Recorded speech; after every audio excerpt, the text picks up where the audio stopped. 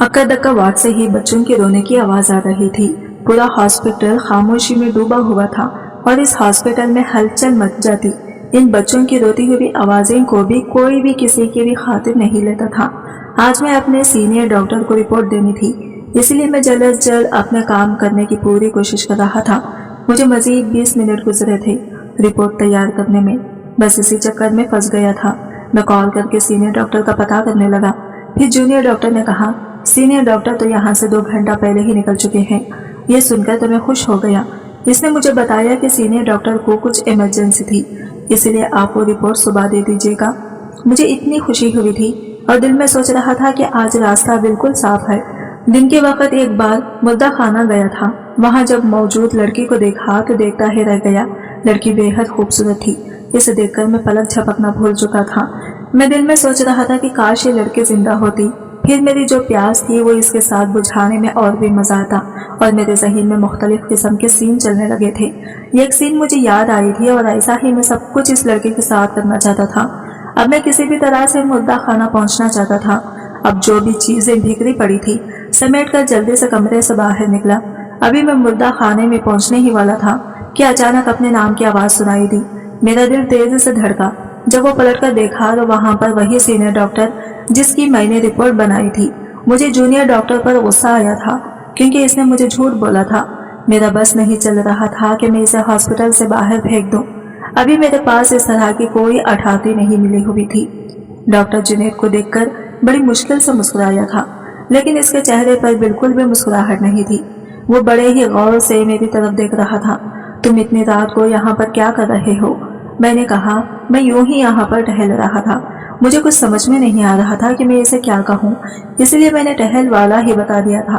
और बाद में अपने आप पर भी बहुत गुस्सा आया था कि मैंने ये कैसा बहाना बना दिया था।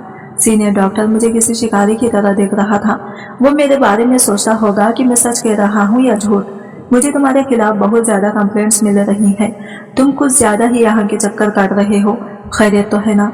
अब की बार तो इसने मुझे बहुत गुस्से से पूछा। अब की बार मैंने भी थोड़ा गुस्सा दिखाया और कहने लगा, पहली बात आप मुझे इस तरह से सवाल मत करें।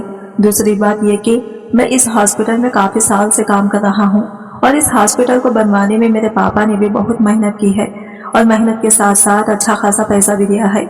आप मुझसे सीनियर हैं, मैं आपकी इज्जत करता हूँ और इंतजामियात में भी हमारे ताल्लुकात बहुत अच्छे हैं और मैं जहाँ चाहिए वहाँ जा सकता हूँ।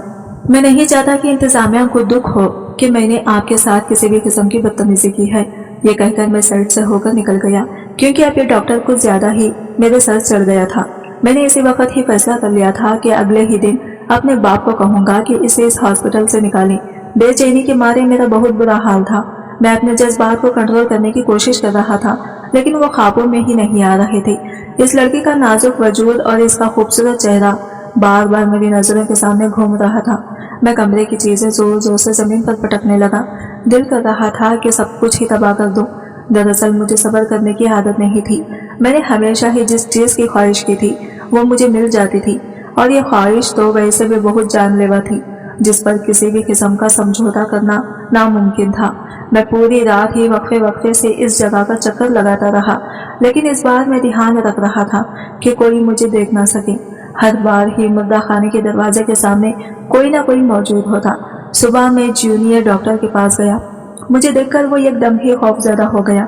वो साइड से निकलने ही लगा था कि मैंने इसके बाजू से जोर से पकड़ी और इसे झटका देते हुए कहा कि तुम वो मन मनाने लगा और कहने लगा, डॉक्टर जी देखिए, इसमें मेरी कोई भी गलती नहीं है। मुझसे सीनियर डॉक्टर ने मेरे साथ इतना बड़ा धोखा कैसे कर सकते हो? पूछा था तो मैंने इन्हें बता दिया कि मैं आप इस वक्त मुर्दा खाना जा रहे हैं। मैंने इसका मुंह दबोचा और इससे कहा कि जब मैंने तुम्हें एक बार ये बात कह दी थी कि तुमने किसी को भी इस बारे में नहीं बताना, तो तुम मेरे साथ ये गद्दारी कैसे कर सकते हो? इसने मेरे सामने हाथ जोड़ दिया और माफी मांगते हुए कहने लगा, माफ कर दीजिए जी, दोबारा ऐसा कभी भी नहीं होगा। मैंने इसकी बात का कोई जवाब नहीं दिया और खामोशी से दोबारा से मुर्दा खाना चला गया, क्योंकि आज मुझे ये पक्की खबर मिली थी कि सीनियर डॉक्टर किसी दूसरे हॉस्पिटल के दौरे पर गया हुआ है। मैं इस मौके को अपने हाथ से निकलने नहीं दे सकता था। जैसे ही मैं अंदर दाखिल हुआ तो मखसूस होने मेरा इस्तकबाल किया, मगर इस बू से भी मुझे बहुत ज्यादा मोहब्बत हो गई थी। अगर चंद दिनों तक मैं ये सब महसूस ना करूं तो मेरी हालत एक पागल कुत्ते जैसी हो जाती थी। میں بہت زیادہ وحشی بن جاتا تھا اور پھر میرے سامنے جو بھی چڑھتا تھا میں اس کا نقصان پہنچاتا تھا۔ سامنے ہی وہ لڑکی لیٹی ہوئی تھی۔ اس کے جسم پر اس وقت کسی بھی قسم کا کوئی لباس موجود نہیں تھا، صرف ایک سفید رنگ کی چادر تھی جس میں اس کے وجود کو لپیٹا گیا تھا، اور یہ سب کچھ بھی میرے کہنے پر بھی کیا گیا تھا تاکہ مجھے اپنے کام میں کسی بھی قسم کی دشواری پیش نہ آئے۔ میرے پاس وقت بہت کم تھا اور میں نے اس وقت میں ہی یہ سب کچھ کرنا چاہتا تھا۔ جیسے جیسے میں اس کی طرف قدم بڑھا رہا تھا ویسے ویسے میرا جوش بڑھ رہا تھا، مجھے اپنے وجود میں طاقت بڑھنے کا بھی احساس ہو رہا تھا۔ اس سے چند قدم کے فاصلے پر جا کر میں رک گیا۔ میں نے انتہائی احتیاط سے وہ کپڑا ہٹایا، میری آنکھیں کھلی کی کھلی رہ گئی۔ اتنا حسن میں نے کبھی بھی نہیں دیکھا تھا۔ اس سے پہلے کہ اسے ہاتھ لگاتا دروازے پر ایک زوردار دستک ہوئی۔ دستک کی آواز سن کر میں نے بہت بری طرح سے گھبرا گیا۔ اس لڑکی کا وجود جو ابھی بغیر کسی لباس کے تھا، میں نے ایک نظر اس کو دیکھا۔ میں اسے چھوڑ کر نہیں جانا چاہتا تھا۔ پھر میں نے اس کے کان میں سرگوشی کی اور اسے کہا، میں بہت جلد تم سے دوبارہ آ کر ملاقات کروں گا اور بہت جلد ہی میں تمہاری پیاس بجھاؤں گا اور تمہیں اپنے نام کر دوں گا۔ میں بے بسی کے مارے میرا برا حال تھا کیونکہ اب میں وہاں پر زیادہ دیر نہیں رک سکتا تھا۔ میں نے فیصلہ کر لیا تھا کہ اب اگلے ہی دن وہاں پر آؤں گا اور اپنا کام مکمل کر کے ہی جاؤں گا۔ میں اس طرح کی صورتحال کے لیے خود کو تیار کر چکا تھا۔ مجھے پتا تھا کہ کسی بھی وقت کچھ بھی ہو سکتا ہے۔ اس کمرے کے اندر ہی خفیہ دروازہ بھی موجود تھا جس کے بارے میں صرف اور صرف مجھے پتا تھا۔ میں تیزی سے اس دروازے کی طرف بڑھا اور وہاں سے اس کمرے سے باہر نکل گیا، لیکن کمرے سے نکلتے ہوئے میں نے اس لڑکی کے وجود کو دوبارہ سے ہی کپڑے میں لپیٹ دیا تھا تاکہ کسی کو بھی کسی بھی قسم کا شک نہ ہو۔ میں جانتا تھا کہ وہ لوگ شکایت لے کر میرے پاس ہی آئیں گے کیونکہ اس وقت میں ہی وہاں پر موجود تھا۔ تھوڑی ہی دیر بعد میرے حافظ میں ہلچل مچ گئی۔ 3 لوگ میرے سامنے کھڑے تھے اور وہ یہی کہہ رہے تھے کہ کسی نے مردہ خانے کے اندر جا کر دروازہ اندر سے لاک کر دیا تھا۔ میں نے ایک گہری سانس لی اور انہیں کہا، کیا تمہیں مردہ خانے کے اندر کوئی ملا؟ انہوں نے تیزی سے نفی میں سر ہلایا اور مجھے کہنے لگے، نہیں ملا تو کوئی بھی نہیں، لیکن ہمیں یقین ہے کہ کوئی اندر گیا تھا۔ میں نے انہیں کہا کہ کوئی اندر موجود، خدا تو وہ تمہیں ضرور مل جاتا کیونکہ مردہ خانہ کوئی اتنا بڑا نہیں ہے کہ اگر کوئی چھپ جائے تو اسے ڈھونڈنا مشکل ہو جائے۔ دروازے کے خلاف میں کسی قسم کا مسئلہ ہو گیا تھا۔ میں نے اس سے پہلے بھی رات کو کسی شخص کو مردہ خانے میں جاتے ہوئے دیکھا ہے۔ اچانک کی صفائی کرنے والی بول پڑی۔ اس کی بات سن کر میں نے تیزی سے اس کی طرف دیکھا۔ اس کی آنکھوں میں اس وقت ایک عجیب سی چمک موجود تھی اور وہ یقین کے ساتھ میرے چہرے کی طرف دیکھ رہی تھی۔ اس کے چہرے کے تاثرات کو دیکھ کر مجھے اندازہ ہو گیا تھا کہ اسے حقیقت کے بارے میں کسی نہ کسی حد تک اندازہ ہے۔ وہ دوبارہ سے مجھے کہنے لگی کہ آج بھی میں نے پچھلے دروازے سے کسی کو نکلتے ہوئے دیکھا تھا۔ اب کی بار مجھے لگا کہ میرے قدموں کے نیچے سے زمین نکل گئی ہو، لیکن ہو سکتا ہے کہ یہ میری غلط فہمی ہو۔ یہ کہہ کر وہ مسکرانے لگی۔ میں نے ان سب لوگوں کو کہا کہ یہ صرف اور صرف تم لوگوں کی غلط فہمی ہے، اب جلدی سے یہاں سے جاؤ، وہ میرا دماغ خراب مت کرو۔ میں نے انہیں نصیحت بھی کی تھی کہ اس بات کے بارے میں کسی کو بھی پتہ نہیں چلنا چاہیے اور سینئر ڈاکٹر کو تو خبر بھی نہیں ہونی چاہیے۔ اگر مجھے پتا چلا کہ کسی نے اس بارے میں سینئر ڈاکٹر کو بتا دیا ہے تو میں اسے اس ہاسپٹل سے باہر نکال پھینکوں گا۔ میری بات سن کر دونوں مرد خوف زدہ ہو گئے، جبکہ وہ عورت نڈر انداز میں میری طرف دیکھ رہی تھی۔ یوں لگ رہا تھا جیسے اسے میری ان باتوں سے کوئی فرق ہی نہ پڑ رہا ہو۔ مجھے بھی اس عورت سے مختلف محسوس ہونے لگی۔ مجھے پتا چل گیا تھا کہ یہ عورت کوئی معمولی صورت نہیں ہے، بلکہ اس کی وجہ سے میں کسی بڑی مشکل میں بھی پھنس سکتا ہوں۔ اب میں نے احتیاط کرنی تھی اور ساتھ ساتھ اس عورت پر بھی نظر رکھنی تھی۔ اس عورت کی ایک بات سن کر میں بہت بری طرح سے چونک گیا تھا۔ اس نے مجھے کہا تھا کہ میرا اس سب سے گہرا تعلق ہے۔ یہ بات اس نے کمرے سے باہر نکلتے وقت کہی تھی۔ میں اس کے بارے میں ہی سوچ رہا تھا۔ میں پورا دن کام کرنے کی وجہ سے بہت بری طرح سے تھک گیا تھا۔ اپنی کرسی پر بیٹھا ہوا تھا کہ اچانک ہی آنکھ لگ گئی۔ آج میں نے دوبارہ سے وہی خواب دیکھا تھا۔ میں دوبارہ سے خوف زدہ ہو گیا تھا۔ میرا پورا جسم پسینے میں شرابور تھا۔ مجھے لگ رہا تھا کہ میرا دم نکلنے والا ہے۔ اس لڑکی کی چھین مجھے چین سے نہیں جینے دیتی تھی۔ میں جب بھی کسی دن پر سکون ہونے کی کوشش کرتا تھا، وہ لڑکی میرے خواب میں آ جاتی تھی۔ میرے خواب میں آ کر وہ مسکراتی تھی اور مجھے کہتی تھی کہ دیکھو تمہارا کیا حال بن گیا ہے۔ اس کی باتیں سن کر میں چیختا چلاتا اور اسے کہتا کہ میں تم سے بہت اچھی حالت میں موجود ہوں۔ وہ بننے لگتی۔ میں خواب میں بھی پاگل ہو جاتا تھا۔ میں اسے پکڑنے کی کوشش کرتا تھا، اس کے پیچھے بھاگتا تھا، لیکن وہ لڑکی میرے ہاتھوں سے نکل جاتی تھی۔ میں اپنی کرسی پر بیٹھا گہرے گہرے سانس لے رہا تھا۔ یہ ایک نظر میں نے سامنے موجود आईने पर डाली। मेरे चेहरे पर इस वक्त खौफ की तासीरात थी। मैं जोर जोर से अपने चेहरे पर थप्पड़ मारने लगा और खुद को तसल्ली देते हुए कहने लगा, नहीं, मैं किसी से भी नहीं डरता, मुझे किसी से भी खौफ महसूस नहीं होता। और फिर मैं हमेशा की तरह फूट फूट कर रोने लगा। मैं अपने बालों को जोर जोर से खींच रहा था, जाने कितने बाल जड़ से निकल आए थे, मगर मुझे इस चीज की जरा भी परवाह नहीं थी। मेरे दिल में इस वक्त शदीद तकलीफ हो रही थी। मुझे समझ नहीं आ रहा था कि आखिर इस तकलीफ का क्या इलाज करूं। दूसरों को मैं परसुकून होने की गोलियां देता था, लेकिन खुद मुझे एक लम्हे के लिए भी चैन नसीब नहीं होता था। मुझ पर नींद की गोलियां भी असर नहीं करती थी। मैं इसके अलावा बहुत सारी दवाइयां ले चुका था, लेकिन मुझे चैन की नींद नहीं आती थी। हमेशा ही ये मुर्दा जिस्म मेरी नजरों के सामने घूमते रहते थे और इनको मुख्तलिफ अंदाज में मसलने की ख्वाहिश मुझे बेचैन रखते थे। ये लड़कियां ये मुझे किसी ततलियों की मानिंद लगती थी। काफी देर तक मैं इसी हालत में ही बैठा रहा और खुद को परसुकून करने की कोशिश करता रहा।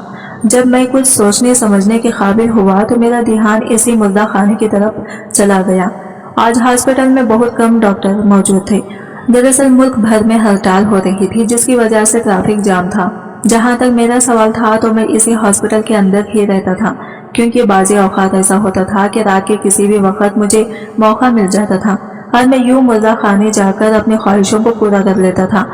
मगर मैं नहीं जानता था कि इस बार मेरे साथ कुछ ऐसा होने जा रहा था जिसके बाद मैं इस काम के बारे में सोच भी नहीं पाऊंगा। मैं अपने ऑफिस से बाहर निकला ही था कि मुझे इसी सफाई करने वाली की आवाज सुनाई दी। क्या आप दोबारा से मुर्दा खाना किसी लड़की को मसलने के लिए जा रहे हैं? इसकी बात सुनकर मैंने इंतहाई गुस्से से इसकी तरफ देखा। मेरा बस नहीं चल रहा था कि मैं इसे जिंदा जमीन के अंदर गाड़ दूं, मगर फिलहाल इसके साथ किसी भी किस्म की बहस करके मैं खुद को मुश्किल में नहीं डाल सकता था। मैंने अपने चेहरे पर झूठी मुस्कुराहट सजा दी और इसे कहा, अरे आप तो मेरी दोस्त बन गई हैं। इसने तेजी से नफी में सर हिलाया और मुझे कहने लगी कि मैं किसी बदकिरदार इंसान की दोस्त नहीं बन सकती, बल्कि मैं तो तुम्हें ये बताने के लिए आई हूँ कि मुझे तुम्हारी हकीकत के बारे में पता चल गया है और बहुत जल्द ही मैं तुम्हारी हकीकत का सीनियर डॉक्टर के सामने खोल दूँ कि फिर तुम्हारी इस हॉस्पिटल में कोई भी जगह नहीं रहेगी और ना ही तुम किसी को धमकी दे पाओगे।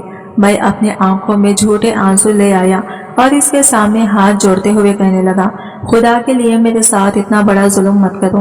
तुमने जो कुछ देखा है वो सच नहीं है, बल्कि सच तो कुछ और है। और मैं फिर फूट फूट कर रोने लगा। मुझे इस तरह से रोता देखकर वो परेशान हो गई। शायद इसे उम्मीद नहीं थी कि मैं रोना शुरू कर दूंगा। इसने मुझे तसल्ली दी और कहा, देखो रोना बंद करो। क्या तुम मुझे बता सकती हो कि सच क्या है? क्योंकि जब तक मैं सच नहीं जान सकती तब तक मैं किसी भी बात पर एतबार नहीं कर सकती। वो आसानी से मेरी जान में फंस गई थी। मैं जानता था कि अगर कोई मर्द आंसू बहा दे तो वो औरतें फौरन ही इसकी बात मानने के लिए तैयार हो जाती हैं। मैं तो वैसे ही शुरू से ही ड्रामे लगाने की आदी था और इस तरह की औरतों को अपने जाल में फंसाना मेरे लिए कोई नई बात नहीं थी। इससे पहले भी ना जाने कितनी औरतों को मैंने इस तरह से ही बेवकूफ बनाया था। मैंने कहा, हाँ मैं तुम्हें बता सकता हूँ, लेकिन इसके लिए हमें किसी महफूज जगह पर जाना होगा। अगर तुम कहो तो मैं तुम्हारे साथ तुम्हारे घर चलने के लिए तैयार हूँ, या फिर अगर तुम्हें वहां पर भी ठीक न लगे तो फिर मेरे क्वार्टर में ही चले आओ। मैंने अपने चेहरे पर बेचारगी सजाते हुए कहा। वो चंद लम्हे तो सोचते रही और फिर कहने लगी, ठीक है, चलो मैं तुम्हारे साथ तुम्हारे क्वार्टर में ही चलती हूँ। वो रही बेवकूफ औरत। मैंने दिल ही दिल में इसे कहा, अगर ये बाद में ऊंची आवाज में कह देता तो यकीनन ये बेवकूफ औरत मुझे कहीं कभी नहीं छोड़ती। मैं इसे अपने साथ अपने क्वार्टर में ले आया। मेरा पहली बार इस तरह का तजुर्बा करने जा रहा था। मैंने इसे अपने सामने बिठाया और इससे कहा कि तुम क्या पीना पसंद करोगे? मेरी बात सुनकर इसने तेजी से नफी में सर हिलाया और मुझे कहने लगी कि मैं यहाँ पर कुछ खाने पीने के लिए नहीं आई हूँ, बल्कि मैं हकीकत जानने के लिए आई हूँ। तो मुझे जल्दी से हकीकत के बारे में बताओ, मुझे यहाँ से वापस भी जाना है। अरे यार, इतनी भी क्या जल्दी है? अभी तो तुम आई हो। अरे यार, इतनी भी जल्दी क्या है? अभी तो तुम आई हो। पहले थोड़ी देर बैठो, कुछ पियो, बात करते हैं, फिर इसके बाद इस मौजू पर जाएंगे। वैसे भी वो मौजू मुझे ज्यादा पसंद नहीं है, क्योंकि अब वो बहुत ही पुराना हो गया है। मैं अपनी जगह से उठा और इसके करीब जाकर बैठ गया। मैंने अपना हाथ इसके रानों पर रखा ही था कि वो तलब कर पीछे हटी और मेरी तरफ देखते हुए कहने लगी, ये तुम क्या कर रहे हो? अभी तो मैंने कुछ किया ही नहीं है।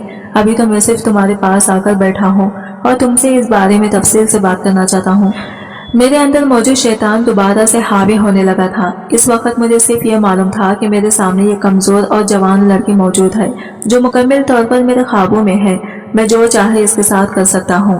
اس کی آنکھوں میں آنسو آ گیا اور وہ کہنے لگی، تم نے مجھے بیوقوف بنایا ہے نا، تم نے مجھے دھوکہ دیا ہے۔ اس بات کے بارے میں تمہیں اس وقت نہیں پتا تھا جب میں نے تمہیں اپنے ساتھ چلنے کے لیے کہا تھا، لیکن پھر بھی تم مجھ پر یقین کرنے کے لیے تیار ہو گئی۔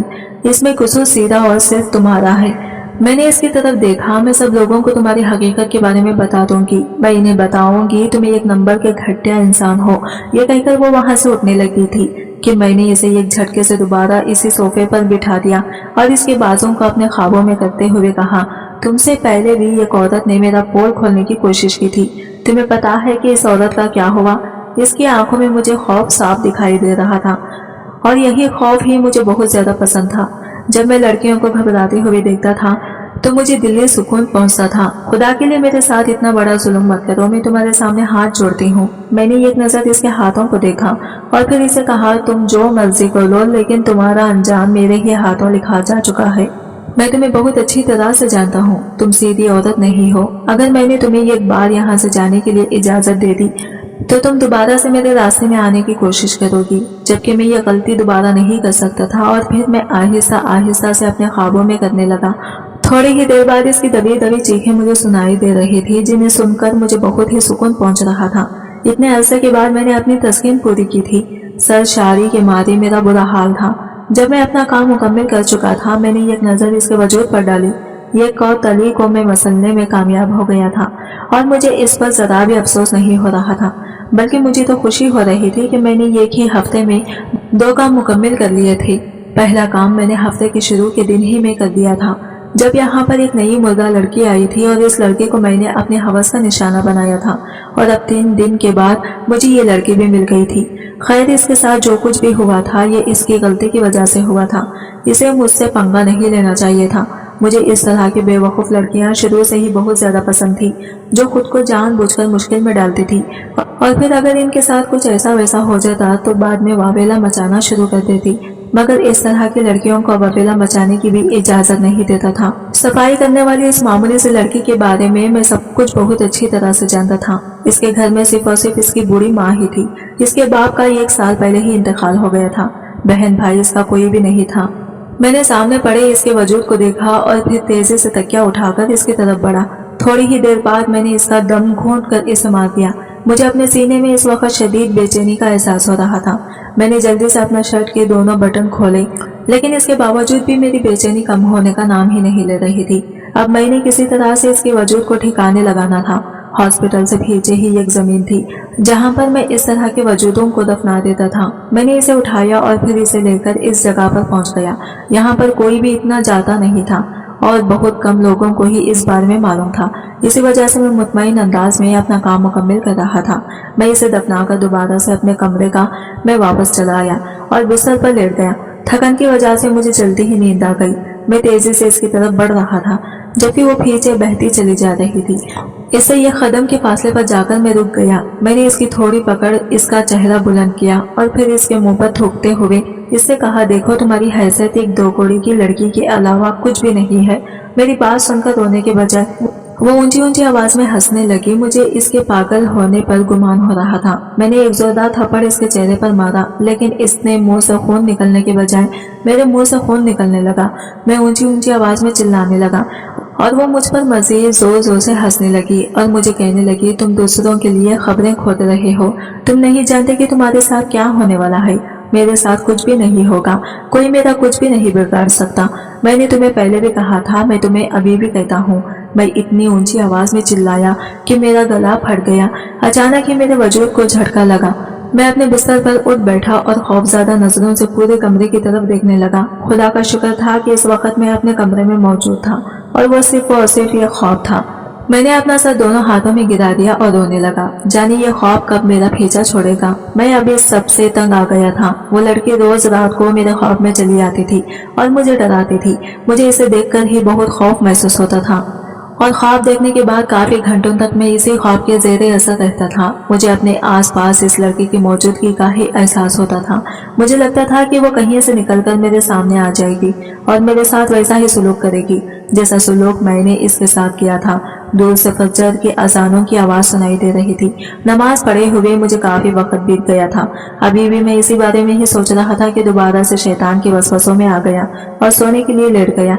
मुझे पता था कि अब मुझे नींद नहीं आएगी। मैं अपने बिस्तर पर करवटें बदलने लगा।